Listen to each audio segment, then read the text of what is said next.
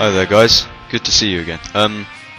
So yeah, this is my third video, and since I've been working hard on my high elves, as you can see here, I'm going to do a quick tutorial on preparing and assembling plastic models, more specifically a high elf spearman. Now these guys are absolute pain to put together at the start anyway, because you know the contacts are small. As I said in my last video, they're sliding all about the place. They're very specific. You can't just put any spear on any set of legs and stuff, and you have to, you know, tack it together to get a good idea of where it's going to be standing in the final product. And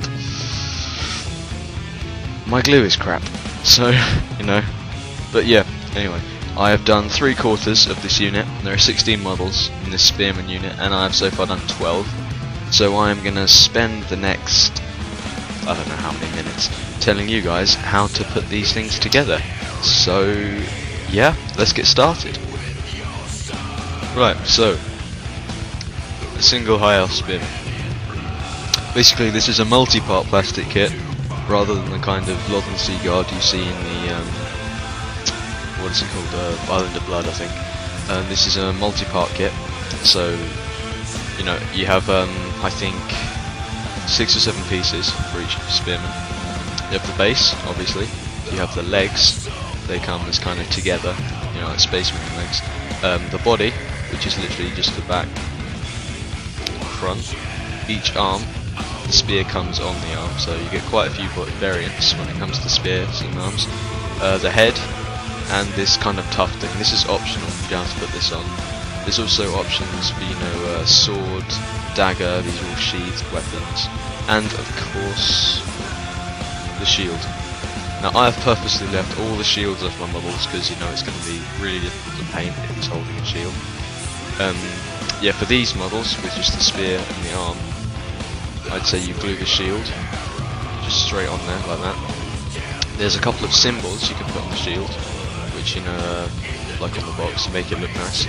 However, for models like these, where he's holding the spear with 2 hands, personally, I'm going to glue the shield to his back because I think it looks better aesthetically. You can glue it to the arm there, but I just think it looks a bit odd. Same for the musician here. I've cut and filed the ribbon things off his horn because it was clashing with other models in the regiment and he couldn't stand up properly. So yeah, his shield is going to go on his back as well.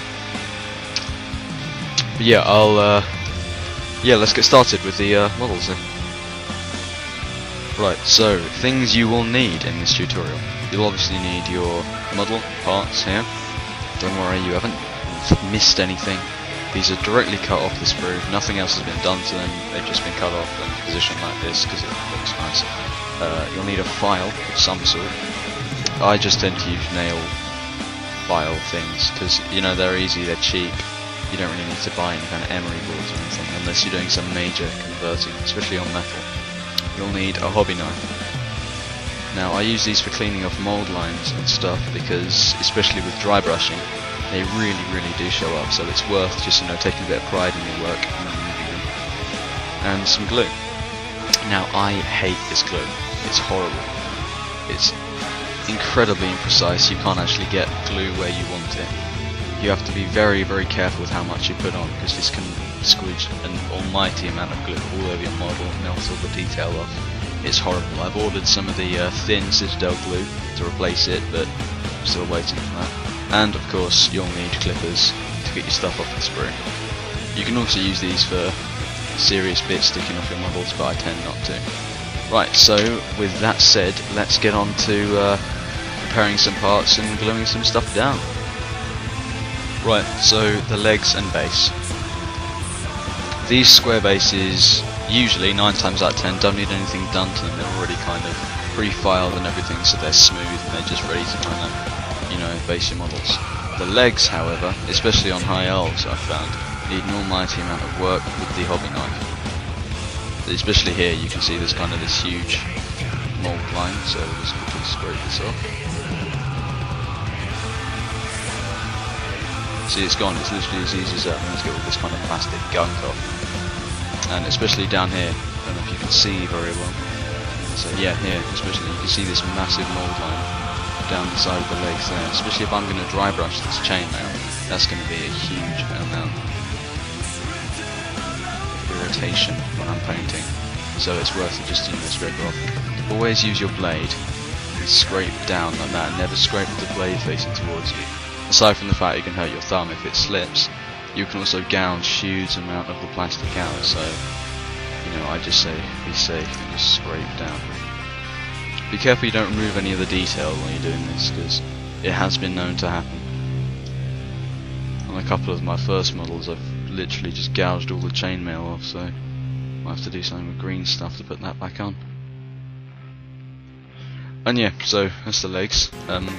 The file, mainly, especially with legs, you can literally just stand them on the file. Rub up and down. Don't take that the wrong way. Dirty-minded people. And then, you know, it's free to just stand. I also do it here as well, because the body can slide a lot on the legs. So it's worth just making sure there's a lot of friction there. Making sure it's flat and such. But yeah, anyway, let's glue this on. Now, apologies for all the shadow and stuff, it's the middle of the day rather than night, so I have no kind of artificial light. Now I have cut the top off this glue because it was getting stodgy inside and it just wasn't worth it, so I have to be very, very careful. Now most people will just apply glue to one of the surfaces, say the feet or the base. Most people will glue the feet. Now this does work, but I've experimented a lot with gluing both surfaces and it works a lot better. Trust me, as long as you just place it down, straight down, and you hold it, it will stay on. It won't slide or anything like that. So, I'll do this off camera, and then I'll come back to you when it's done. Okay?